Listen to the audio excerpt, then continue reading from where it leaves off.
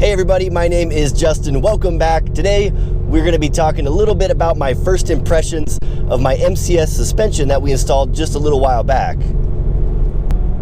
So we'll give you a quick review of the old suspension, what we had on before MCS, the changes that we made, and then give you a little idea of how it feels on the street as well as on the autocross course. I do have 2 events racing the car with the MCS suspension so far, so we'll be able to bring up some race footage in addition to the street driving here.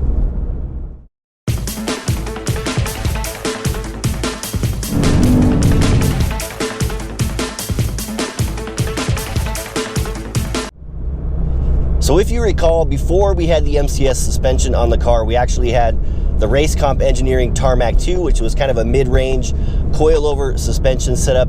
A very good kit in and of itself, but we stepped up to a more high-end motorsport-oriented suspension system. The MCS 2-way remote adjustables. It comes with the remote adjustable canisters, which I did not have on the Race Comp Engineering Tarmac 2s.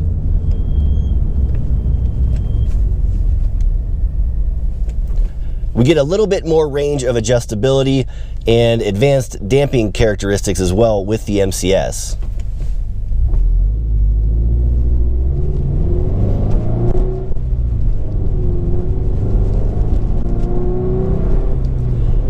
Now, when we installed the MCS suspension, we also changed the spring rates on the car. We went to softer front springs and stiffer rear springs. So in addition to the suspension, that also changed the ride a little bit as well, although not very dramatic from a spring rate change point of view.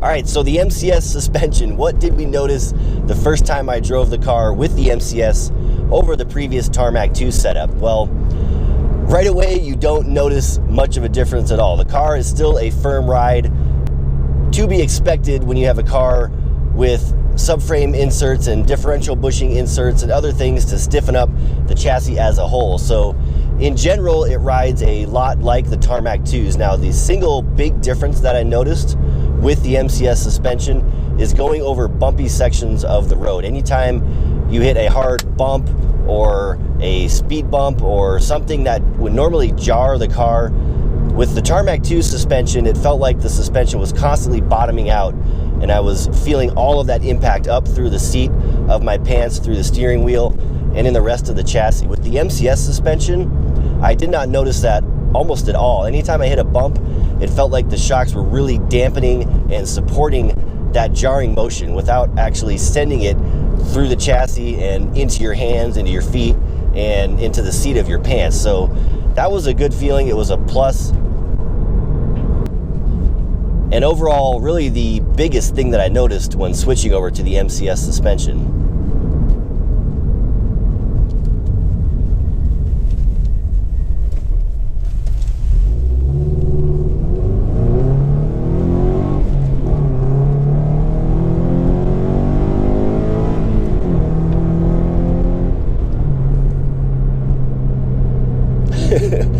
So as far as road handling on the street, again, pretty similar to the Tarmac 2s. When you're on the street, you're not really pushing the suspension anyways to its maximum capability or maximum G's of your tires.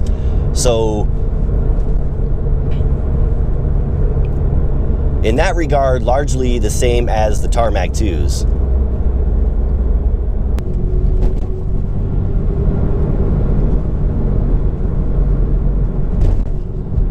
So going over those jarring bumps that I just went over, kind of cracks or seams in the pavement where the asphalt is being joined.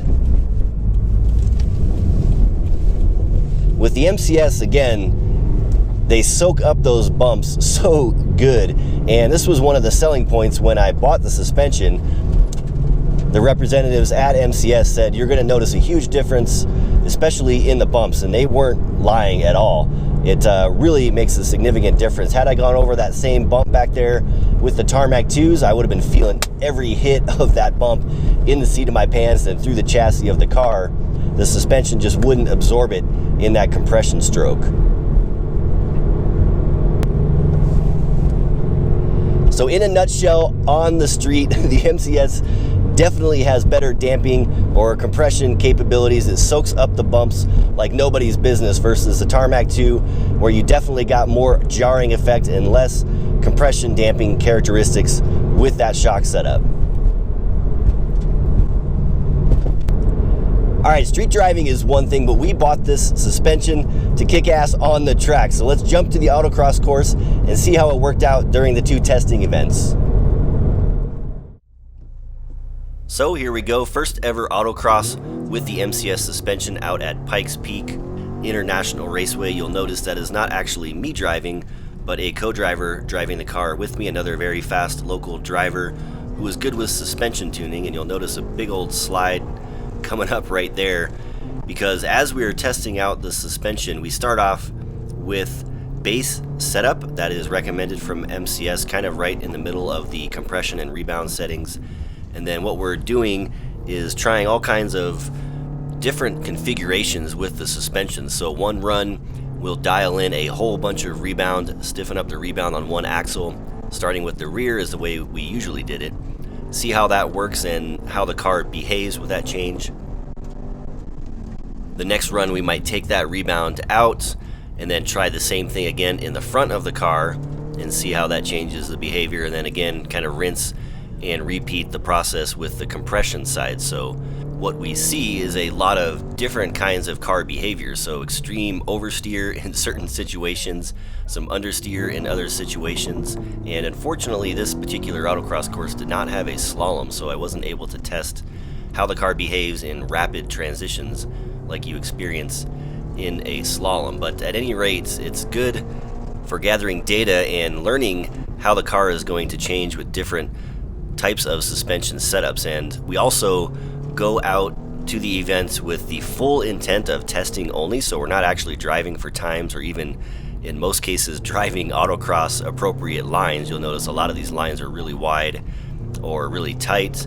Again, it's just out there to test. We're not concerned with times or position and that kind of thing. And since we're doing winter series in Colorado, none of these events count towards championship points or anything like that anyways.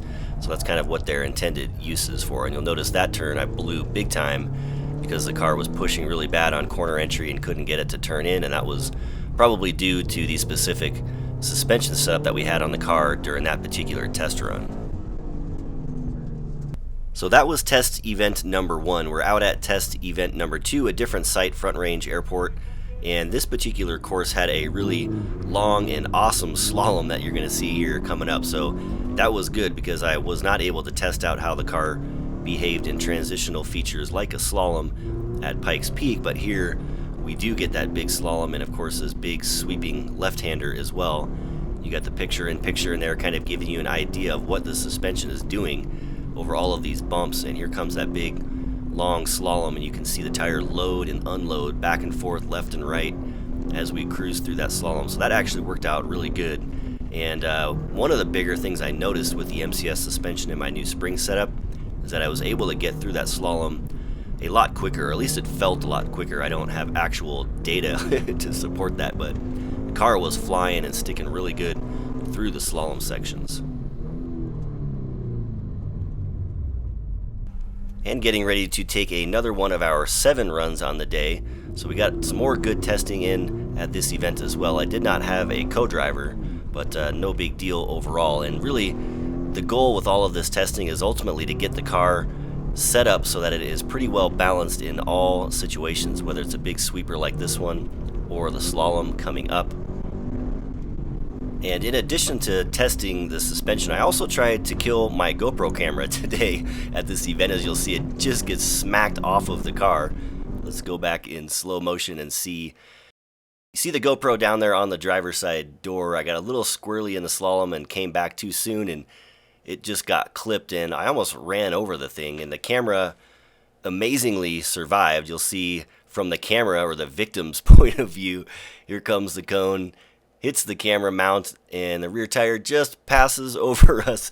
Almost ran the thing over, but it continued to record, it continued to function. I used it the rest of the day, and all we ended up with was a few bumps and bruises on the camera case and the camera mount.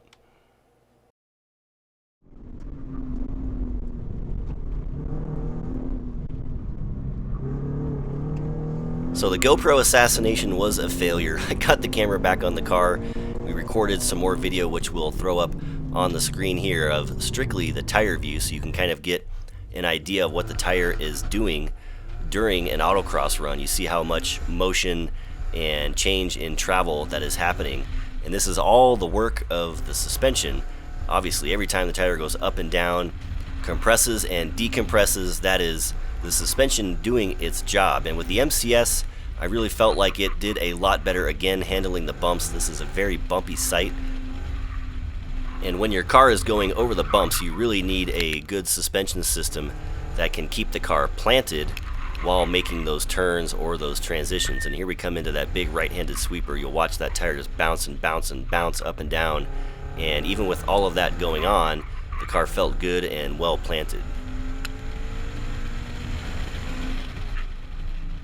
So we have 2 autocross events now under our belt on the MCS suspension, and there is still some testing that does need to be done to kind of get the car into that well-balanced state, but that's all part of the process, so we'll continue to do that with more testing events coming up here real soon. Now, is the MCS suspension a better setup than my RCE Tarmac 2s? For me, I definitely say yes, they are, even with the initial impressions here. The bump handling capabilities and the extended adjustability that you get versus the Tarmac 2, I do like the MCS better in that regard. However, the Tarmac 2 is a good setup in its own right and is probably more suitable to the majority of people out there, unless you are ultra competitive in motorsports like these. Alright everybody, I think that's going to do it for this MCS First Impressions video. Hope you all enjoyed it. If you have any thoughts, comments, questions, or concerns, please leave them down below in the comment section. I would love to hear from you. Don't forget to stay tuned to the channel. We've got some more good stuff coming up here real soon, like the dyno results from the Ace A350 header.